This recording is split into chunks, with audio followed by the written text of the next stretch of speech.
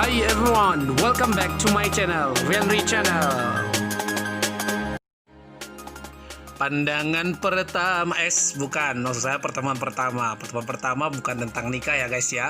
Kali ini kita akan membahas tentang pertemuan pertama les atau mengajar privat. Apa yang harus kita lakukan? Jangan bingung, nanti kita akan jelaskan di sini bagaimana membuat kelas Anda untuk semakin menarik. Tapi jangan lupa dukung kita dulu agar kita tetap berkreasi dengan cara like, kemudian subscribe untuk mendapatkan video dari kita. Jangan lupa komen, lalu kemudian dibunyikan loncengnya agar Anda mendapatkan notifikasi terbaru dari kita. Stay tune dengan kita. Hi everyone, welcome back to my channel, Rianri Channel. Nah teman-teman semuanya, video kali ini kita akan bercerita tentang bagaimana membuat pertemuan pertama dalam les privat itu semakin menarik. Teman-teman semuanya, les privat tentunya sangat penting dan ini merupakan salah satu pilihan job sampingan bagi teman-teman yang masih kuliah misalnya, atau teman-teman yang kerja dan malamnya bisa gunakan untuk mengajar privat. Teman-teman, bagi saya mengajar itu sangat menyenangkan tetapi penuh dengan tantangan. Teaching is fun but challenging. Kenapa saya katakan penuh dengan tantangan? Karena kadang a teacher should think what things should be taken or not into the classroom. Hal apa saja akan kita bawakan ke dalam kelas, and what things should not be taken into the classroom, dan what things we do, apa hal yang harus kita lakukan at pre, while, and post teaching. Apa yang kita lakukan sebelum, ketika, dan setelah mengajar. Nah guys, dalam video kali ini yang akan kita bahas adalah apa saja yang harus guru lakukan atau guru persiapkan untuk pertemuan pertama mengajar les privat. Teman, based on my own experience, berdasarkan pengalaman pribadi saya lebih fokus kepada dua hal dalam pertemuan pertama. Yaitu yang pertama adalah buat murid merasa berkesan dengan kita sebagai gurunya. Nah, bagaimana cara membuat murid merasa berkesan dan nyaman kepada kita sebagai gurunya? Nah, yang pertama, jangan bawa materi yang berat. Artinya, pertemuan pertama harusnya kita bawakan adalah tentang perkenalan dulu, self-introduction dulu. Nah, di self-introduction, kita bisa membuat model pembelajarannya bervariasi tergantung tujuan pembelajarannya sendiri, tergantung objektif pembelajarannya sendiri. Nah, kalau misalnya di speaking, kalau saya pribadi, kemarin ada kelas speaking. Nah, kalau di speaking, saya usahakan pertemuan pertama adalah introduction, self-introduction maksud saya, pengenalan diri, dengan cara tabel-based introduction. Jadi pertama, saya buat tabel di papan tulis, lalu kemudian dari tabel yang di papan tulis itu, saya letakkan nama-nama atau words, kata-kata yang menggambarkan diri saya. Lalu kemudian, students satu persatu akan menebak tentang diri saya.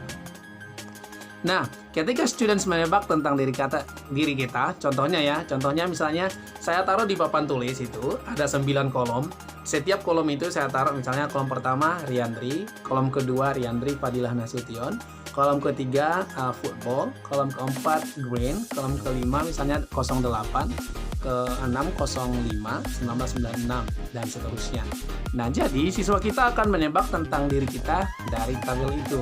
Misalnya, Sir, do you Sir, your complete name is Rianri Fadilah Nasution, is it right?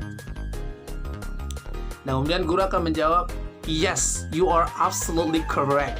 Nah, kegiatan seperti ini teman-teman tanpa disengaja telah men-trigger atau telah mengajak, mempengaruhi siswa untuk berbicara. Nah, teman-teman mungkin kegiatan seperti itu bisa dilakukan di kelas untuk pertemuan pertama ya. Nah, melalui self-introduction tadi, maka guru juga harus mengenal siswanya. Kita sebagai guru privat harus kenali siswa. baik secara self identity, identitas secara pribadi dia secara umum. Lalu kemudian yang kedua, kita juga harus mengenali kemampuan siswa, students proficiency level. Nah, teman-teman, mengenali kemampuan siswa sangat penting dalam pembelajaran. Kenapa? Dengan mengenali kemampuan siswa dalam pembelajaran itu, maka seorang guru mampu menciptakan atau membuat model-model pembelajaran seperti apa yang kira-kira cocok untuk anak yang levelnya seperti ini. Untuk anak yang levelnya misalnya beginner, yang anak yang misalnya levelnya intermediate, atau anak yang misalnya levelnya advanced. Jadi mengenali dari sub introduction tadi, dari conversation yang singkat tadi misalnya dalam speaking, kita bisa mengenali kemampuan atau proficiency siswa kita.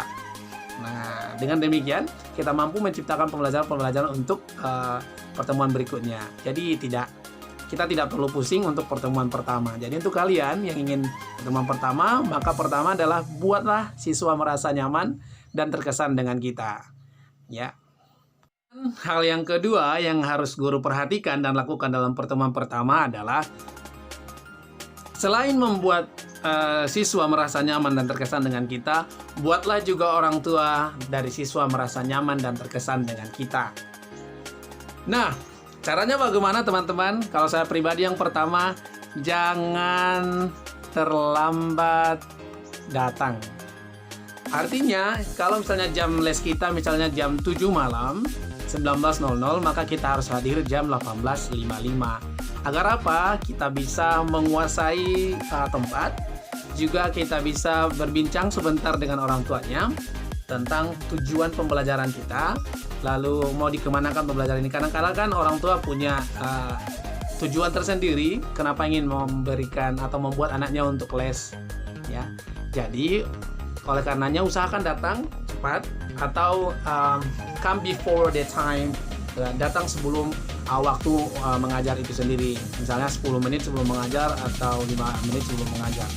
Tuh, yang kemudian seorang guru privat juga harus memperhatikan penampilan. Ini sangat penting karena orang tua sangat menilai bagaimana penampilan kita. Nah, kalau misalnya gurunya datang rapi, maka orang tua akan bercerita dengan teman-temannya di luar bahwa guru anak saya sangat rapi dan sangat bersih dan dia sangat disiplin. Nah, jadi pertemuan pertama ini sangat berkesan bagi orang tua dan nanti akan dia share kepada teman-temannya. Mana teman-teman? Mudah kan? Untuk pertemuan pertama ada dua hal. Pertama, buatlah siswa merasa terkesan dan nyaman kepada kita. Yang kedua, orang tua merasa terkesan dan nyaman dengan kita. Nah, yang pertama, buatlah siswa merasa terkesan dan nyaman dengan kita. Dengan cara yang pertama, jangan berikan materi yang berat di pertemuan pertama, berikan mereka materi tentang introduction. Lalu kemudian boleh teman-teman, disitulah kita harus mengenali siswa dan mengenali kemampuan siswa agar kita mampu menciptakan model pembelajaran berikutnya tergantung kepada proficiency dari siswa kita sendiri. Yang kedua tadi adalah mengenali ataupun membuat orang tua terkesan dan nyaman dengan cara berpakaian rapi dan datang tepat waktu, jangan terlambat. Oke, demikian teman-teman hal-hal penting yang perlu kita perhatikan dalam pertemuan les pertama. Dan teman-teman, mungkin kalau ada saran-saran lain tentang apa saja yang akan kita lakukan di pertemuan pertama, boleh komen di kolom komentar tentunya agar teman-teman lain bisa membaca. Don't live if you don't benefit others. Jangan hidup kalau tidak memberikan manfaat kepada orang lain. Tetap tebarkan manfaat, bertaburlah di muka bumi ini untuk memberikan manfaat kepada sesama. Terima kasih. Assalamualaikum warahmatullahi wabarakatuh. See you guys. Thank you everyone for staying with us, and please still stay tuned with us on our YouTube channel. Don't forget to follow us on Instagram, Rianri Fadilah Nasution. Thank you and